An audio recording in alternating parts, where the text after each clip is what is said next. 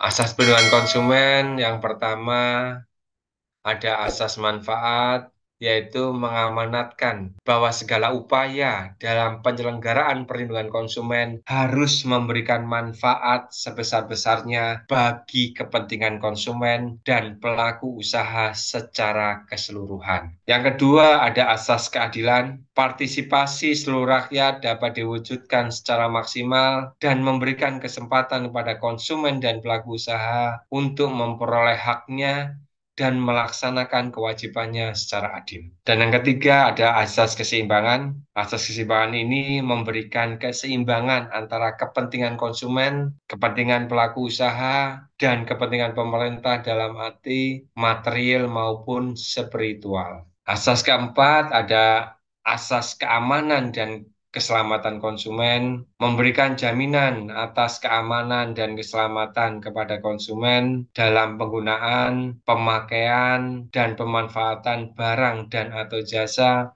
yang dikonsumsi atau digunakan. 5, ada asas kepastian hukum. Dua hal yang terakhir ini penting banget ya, dan banyak terjadi kecurangan. Misalkan pada bisnis tanah, di perumahan, atau kaflingan ya. Pertama, bisnis kafling itu ilegal. Hanya beberapa daerah tertentu yang ada perdanya yang mengatur. Itu juga asas kepastian hukum tidak dipakai. Sehingga kalau ada wan prestasi, maka konsumenlah yang jadi korban. Asas keselamatan, keamanan, dan keselamatan konsumen. Kadang barang yang dia jual belum sepenuhnya menjadi miliknya. Sehingga saat ada wan prestasi dari pengembang tersebut, maka konsumenlah yang menjadi korbannya. Yang kelima, asas kepastian hukum, baik pelaku usaha maupun konsumen mentaati hukum dan memperoleh keadilan dalam penyelenggaraan perlindungan konsumen, serta negara menjamin kepastian hukum. Tujuan perlindungan konsumen yang pertama, meningkatkan kesadaran, kemampuan, dan kemandirian konsumen untuk melindungi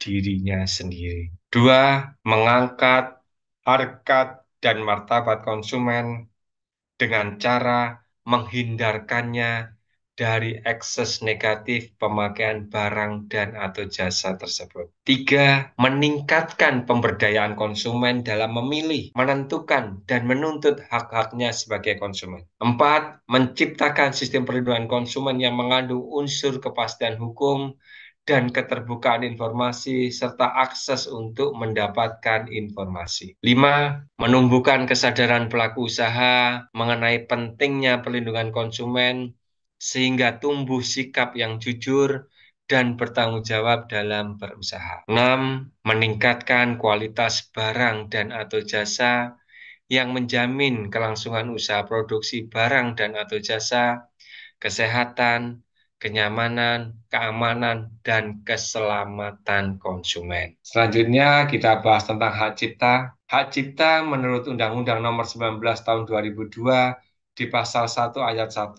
Undang-Undang Hak Cipta ini merupakan tesis saya pada waktu saya wisuda Magister Hukum tahun 2003. Hak cipta adalah hak eksklusif bagi pencipta dan penerima hak untuk mengumumkan dan memperbanyak ciptaannya atau memberikan izin untuk tidak mengurangi pembatasan-pembatasan menurut peraturan perundang-undangan yang pencipta atau pemegang hak cipta atas karya sinematografi dan program komputer memiliki hak untuk memberikan izin atau melarang orang lain yang tanpa persetujuannya menyewakan ciptaan tersebut untuk kepentingan yang bersifat komersial. Perbedaan hukum konsumen dan hukum perlindungan konsumen adalah bahwa hukum konsumen ini bersifat umum terkait dengan penyediaan barang dan atau jasa. Ya, hukum konsumen itu umum ya tentang penyediaan barang dan atau jasa. Sedangkan hukum perlindungan konsumen lebih khusus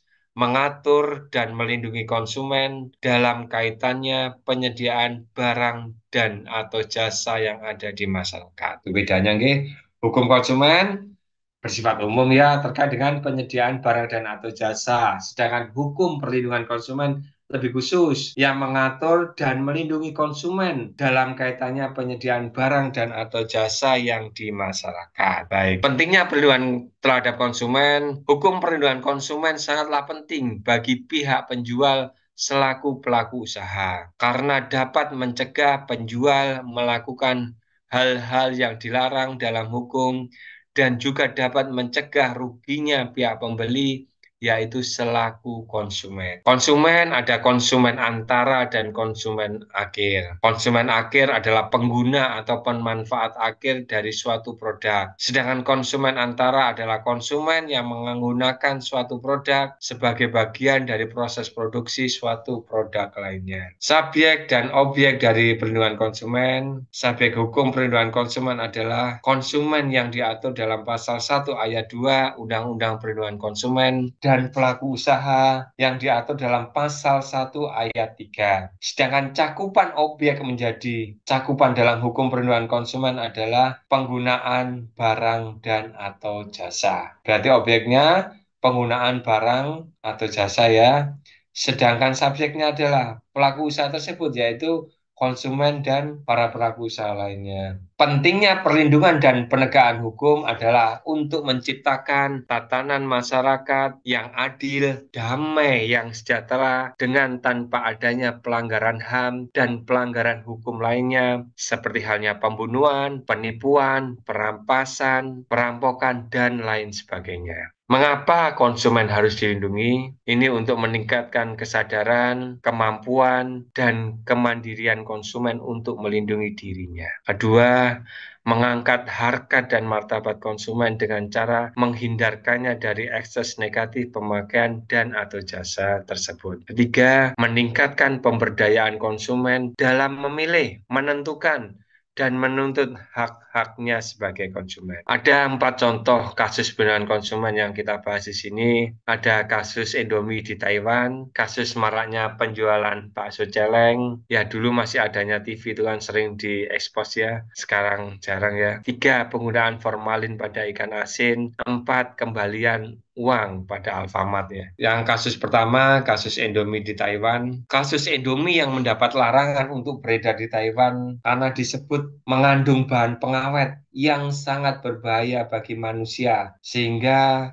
ditarik dari peredaran. Untuk menyikapi hal tersebut, pihak Indofood Sukses Makmur menyantumkan segala bahan dan juga campuran yang digunakan dalam bumbu produk Indomie tersebut sehingga masyarakat atau konsumen di Taiwan tidak rancu dengan berita yang dimuat di beberapa surat kabar di Taiwan. Zat yang terkandung dalam Indomie adalah metil parahidroksid benzoat atau benzoic acid atau asam benzoat. Kedua zat tersebut biasanya hanya boleh digunakan untuk membuat kosmetik. Berdasarkan rilis resmi Indofood CBP Sukses Makmur, selaku produsen Indomie menegaskan produk mie instan yang diekspor ke Taiwan sudah memenuhi peraturan dari Departemen Kesehatan Biro Keamanan Makanan Taiwan. BPOM juga telah menyatakan Indomie tidak berbahaya.